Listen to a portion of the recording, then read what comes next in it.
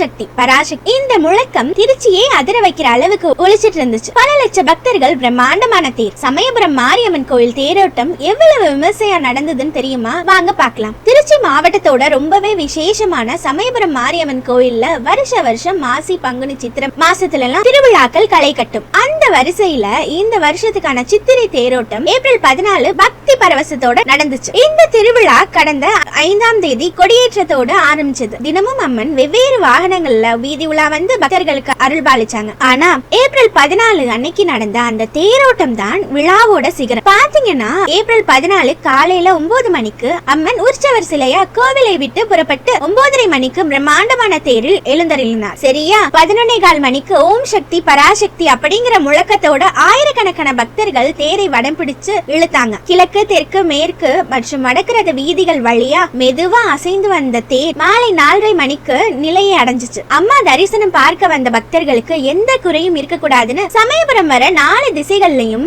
சுமார் 10 கிலோமீட்டர் தூரத்துக்கு அங்கங்கே தண்ணீர் பந்தல்கள், அன்னதானம்னு அமர்க்கலப்படுத்திட்டாங்க. கூட்டத்தை ஒழுங்குபடுத்தவும் போக்குவரத்தை சீர் செய்யவும் பல நூறு போலீசார் பாதுகாப்பு பணியில இருந்தாங்க. கோவில் நிர்வாகமும் அதிகாரிகளும் ரொம்பவே சிறப்பா இந்த விழாவை ஒருங்கிணைச்சாங்க. நீங்க இந்த தேரோட்டத்துல கலந்துக்கிட்டீங்களா? இல்ல கூட்டத்தை பார்த்துட்டு வீட்லயே அம்மனை வேண்டிக்கிட்டீங்களா? உங்க அனுபவத்தை கீழே கமெண்ட்ல சொல்லுங்க. மறக்காம நம்ம சேனலை சப்ஸ்கிரைப் பண்ணுங்க.